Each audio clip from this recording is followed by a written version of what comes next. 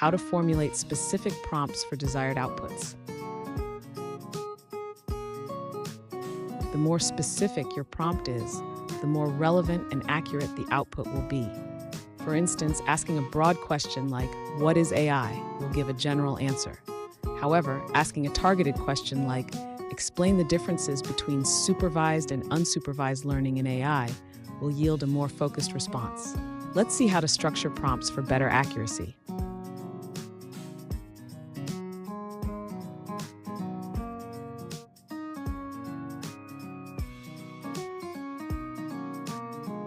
Broad prompt output. AI refers to the development of computer systems that can perform tasks usually requiring human intelligence.